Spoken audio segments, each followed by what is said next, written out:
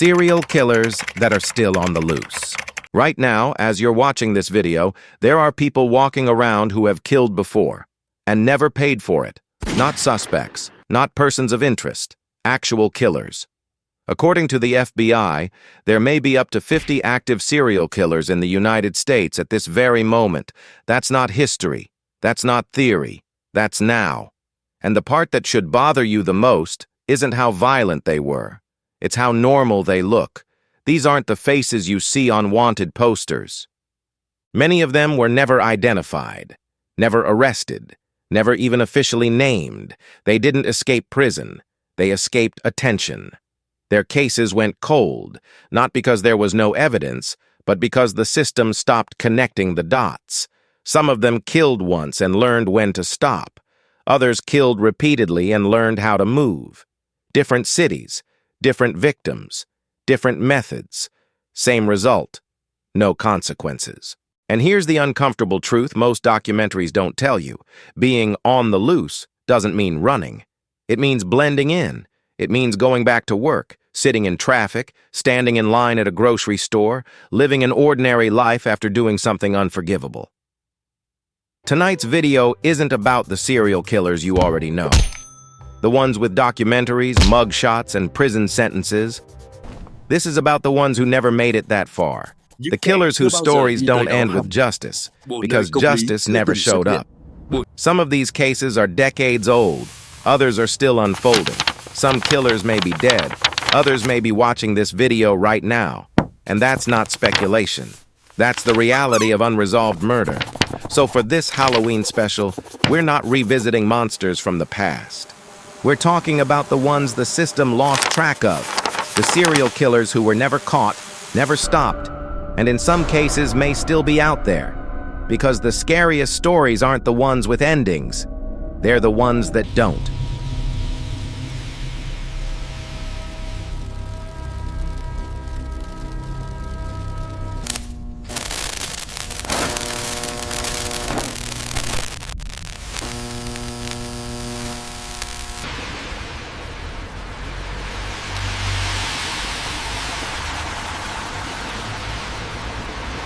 In 1992, a woman opened her shoe store just off a busy interstate. It was the middle of the day, quiet, routine. She was alone, like she had been countless times before. A man walked in. Average height, forgettable face, nothing that triggered alarm bells. He asked a simple question. She led him toward the back. One shot. Execution style. No robbery, no struggle. He walked out and vanished. It didn't stop there. The same thing happened again and again. Different states. Same kinds of stores, same kind of victims, same cold precision. By the time investigators connected the dots, the pattern had already gone cold. The man later labeled the I-70 killer didn't disappear. He didn't flee. He simply stopped being predictable. That's what on the loose really looks like. Years later, 4 women were found in a drainage ditch behind a motel. All sex workers, all strangled, laid out face down, evenly spaced, shoes removed. There were no witnesses, no cameras, no suspects. Whoever did it had time and confidence. The case stalled almost immediately. The killer didn't vanish. The investigation did. This is where the idea of active serial killers breaks down. Many don't escalate. They adapt. They change locations, change routines, or age out of opportunity. From the outside, it looks like the threat ended. In reality, nothing was resolved. In Jennings, Louisiana, 8 women were murdered and dumped in swamps and canals. They knew each other. Some were police informants. Locals whispered. Families begged. No one was ever charged. They didn't escape prison. They escaped accountability. Because being on the loose doesn't mean running. It means blending in, waking up, going to work, and never being caught. In the early 1990s, police across several states were investigating murders that didn't appear connected. Different towns, different departments, different victims. Each case sat in its own file, tragic but isolated. And that separation was exactly what allowed the person responsible to keep killing. The victims shared quiet similarities: women working alone, small retail stores, daytime hours, ordinary shifts in places where nothing ever happened, until it did. The killer didn't rush. He didn't rob them. He didn't assault them.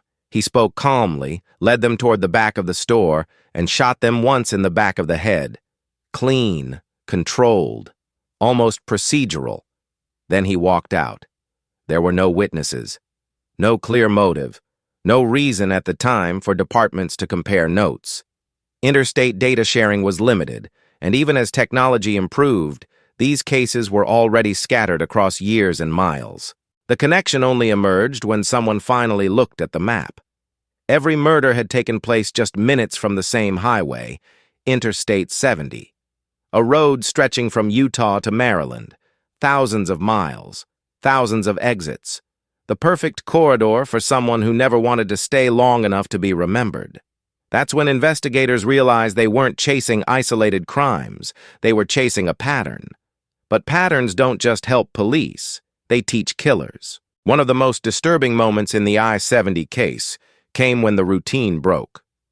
In one store, the killer expected to find a woman alone. Instead, there were two people present. Rather than leave, he killed them both.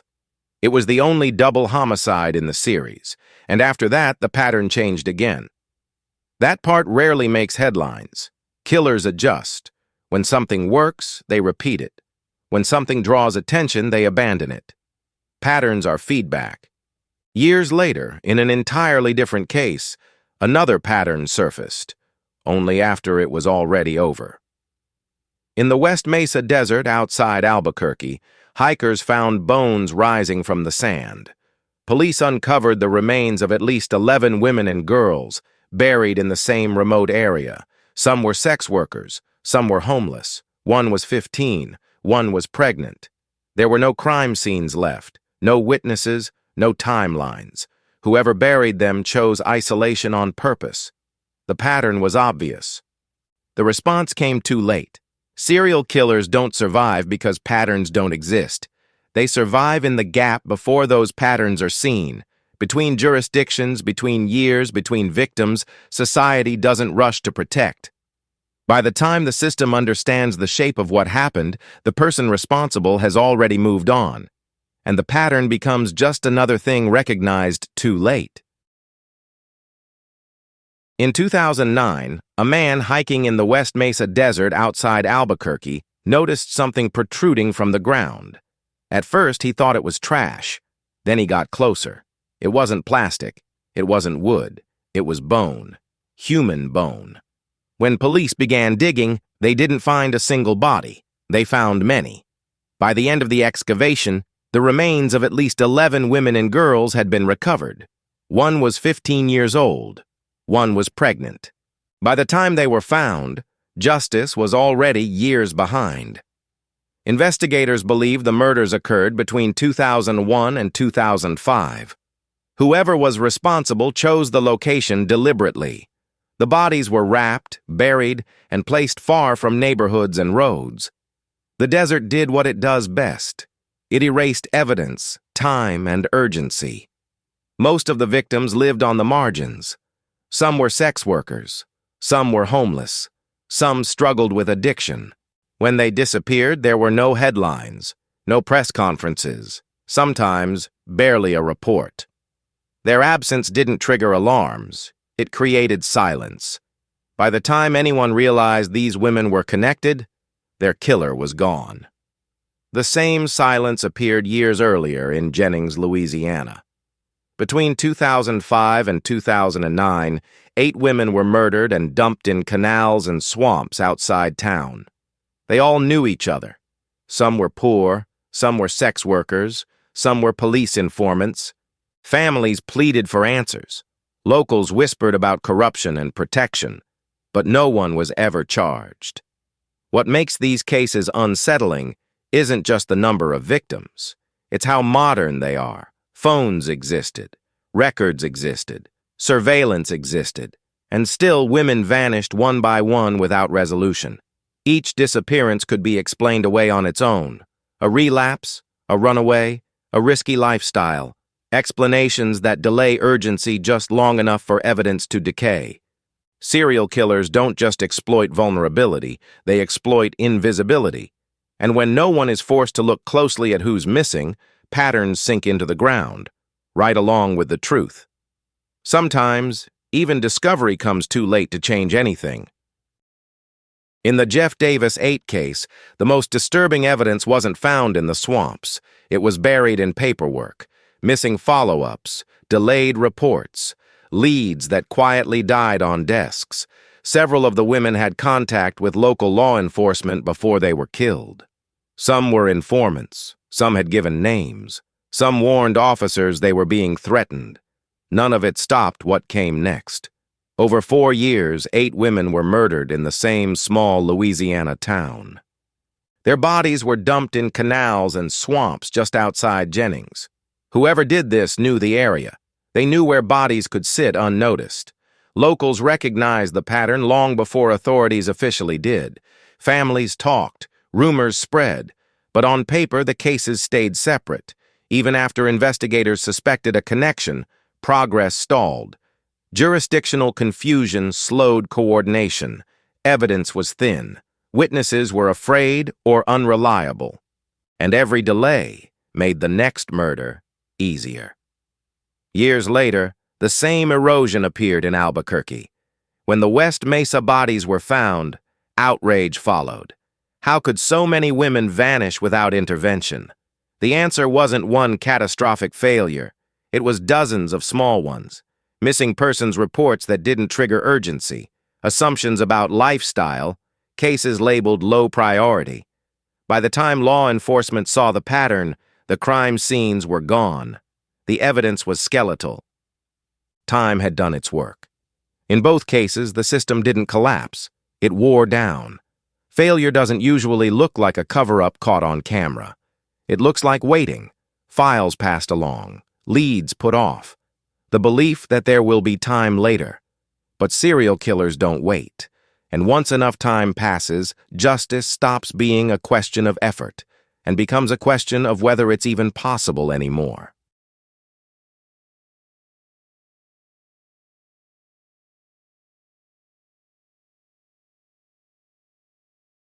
Interstate highways were built to connect the country. Long, efficient corridors meant to move people quickly. But for some killers, those same roads became cover, a way to arrive, kill, and disappear without ever staying long enough to be noticed. In the early 1990s, the murders linked to the I-70 killer shared more than a method. They shared geography. Every crime happened just minutes from the same interstate.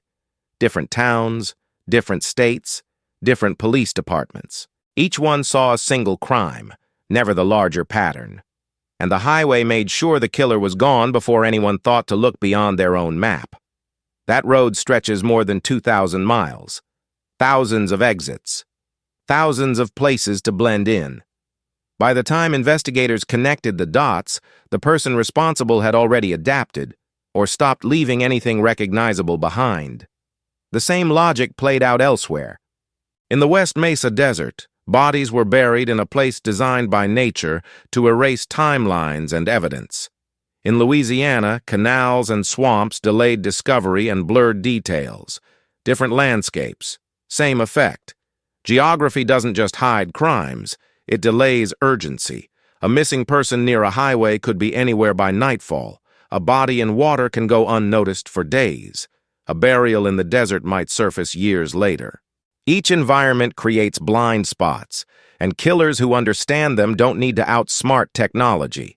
They just need to choose the right place. Once you see it, the pattern is hard to ignore. Many killers remain unidentified not because they were brilliant, but because distance, terrain, and time did half the work. The emptiest places aren't always empty by accident. Sometimes they're the plan.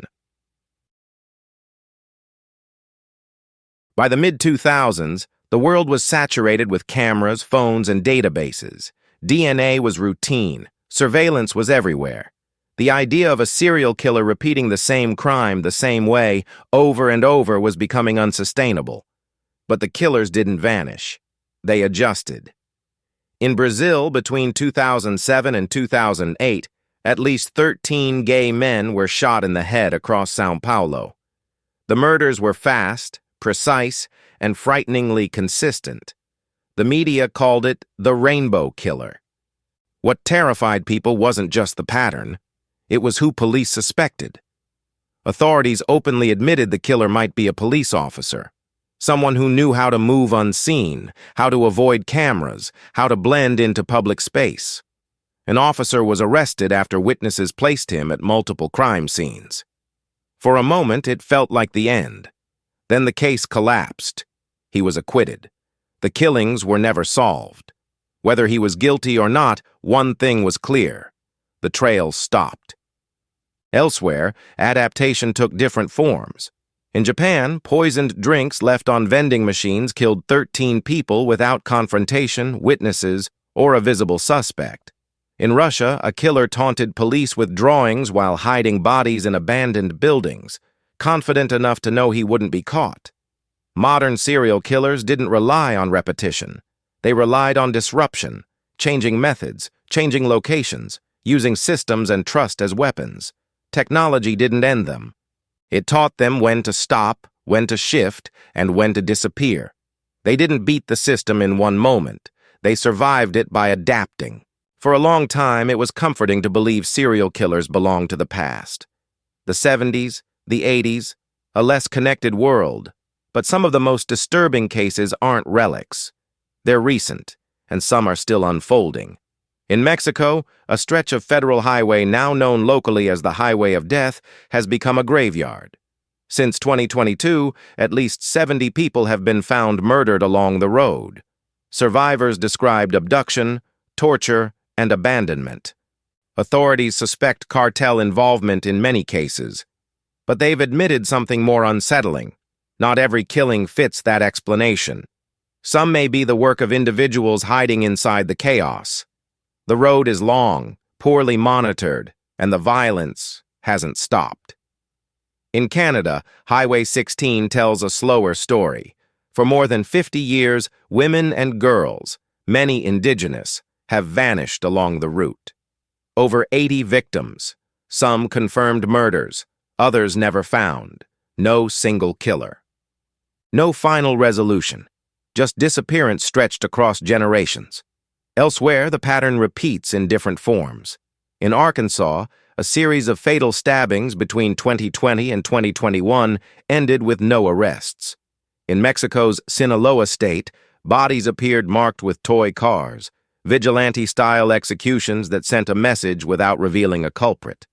In Pakistan, 4 teenage boys were buried together, murdered in different ways, with no suspect ever named. In Mali, ritual beheadings claimed at least 10 lives over 4 years without arrests. And in Kenya, a man known as Vampire murdered dozens of women, was arrested, then escaped custody. These aren't legends. They're modern cases in a world of cameras and databases. And yet the outcome keeps repeating. No closure, no answers, no justice. Serial killers didn't disappear. They adapted. And some of these stories may not be finished yet. The most disturbing question isn't whether it happened. It's whether it's still happening now.